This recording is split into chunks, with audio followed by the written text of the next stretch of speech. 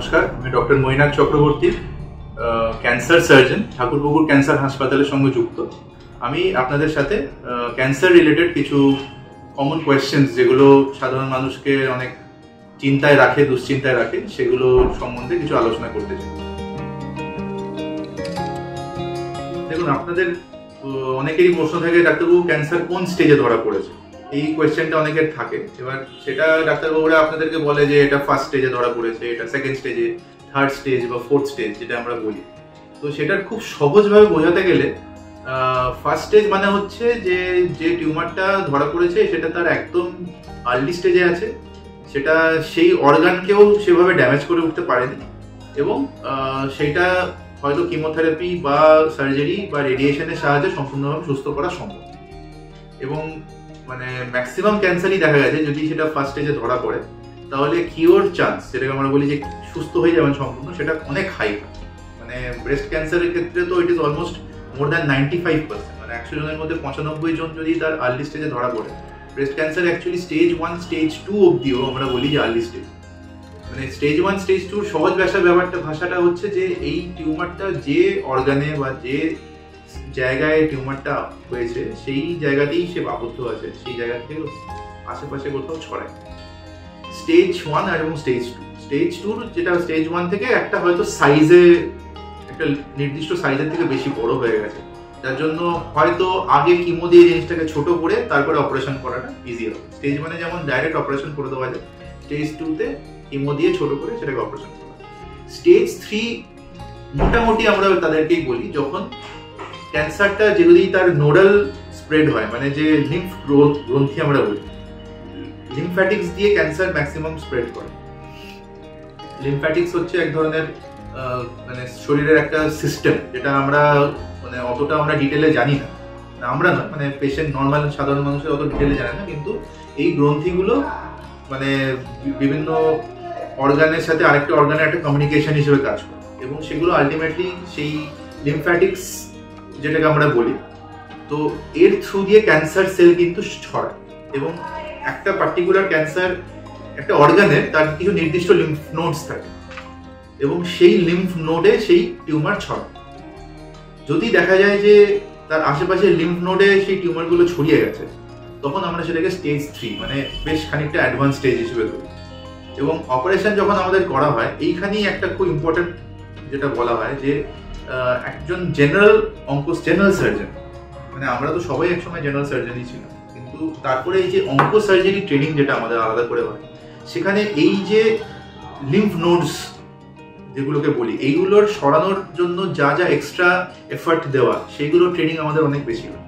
আমাদের যেটা করা হয় র্যাডিক্যাল সার্জারি আমরা বলি। এবার র্যাডিক্যাল কথাটার কি? র্যাডিক্যাল হচ্ছে গিয়ে ফ্রম দ্য রুট।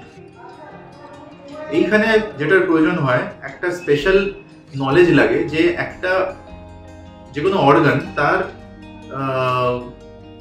একদম অরিজিন থেকে, মানে যখন সে এমব্রায়ো, মানে সে একদম বাচ্চা অবস্থায় ছিল, তো সেই অর্গানটা আশেপাশে কি কি স্ট্রাকচার ছিল বা সেই অর্গান কোন কোন স্ট্রাকচার দিয়ে তৈরি হয়েছে, এই নলেজটা, এমব্রায়োলজিক্যাল নলেজ যেটাকে আমরা বলি, যে একটা অর্গান সিস্টেমকে যদি আমাকে সরাতে হয়, তাহলে আমাকে তার ওই নলেজটা থাকতে হবে, এবং আমি যখন সেই ক্যান্সারের উপর অপারেশন করব, আমি ক্যান্সারটাকে ফ্রম দ্য রুট যাতে আমি খুঁজে বার করতে পারি, শুধু যেটুকু চোখে দেখছি সেটুকু না বার করা। তো এই জন্য এই যে নোডাল যে নলেজটা, স্পেশাল নলেজটা, যে আমরা রুট থেকে একটা ক্যান্সারকে কিভাবে সরাতে পারি, এটারই হচ্ছে কি এই ক্যান্সার সার্জারি বা এই অঙ্কোলজিক্যাল ট্রিটমেন্টের মেন মানে স্তম্ভ যেটাকে বলা। মানে এটা ডিফারেন্ট কিভাবে জেনারেল সার্জারি থেকে, যে আমি এই যে নোডে যে রোগটা ছড়াচ্ছে সেটাকেও আমি একসাথে সরাতে পারছি, এবং তার জন্যই স্পেশাল ট্রেনিংটা লাগে।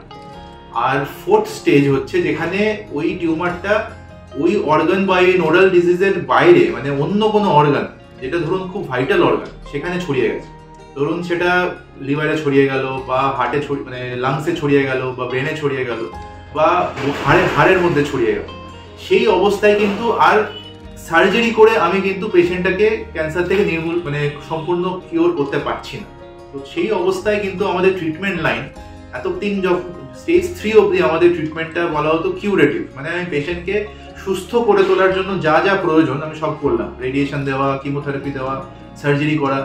কিন্তু যে মুহূর্তে সেই রোগটা স্টেজ 4-এ চলে গেল, ম্যাক্সিমাম অপারেশন কিন্তু সেই জায়গায় আর অপারেশন দিয়ে সুস্থ করে তোলা সম্ভব হয়ে ওঠে না।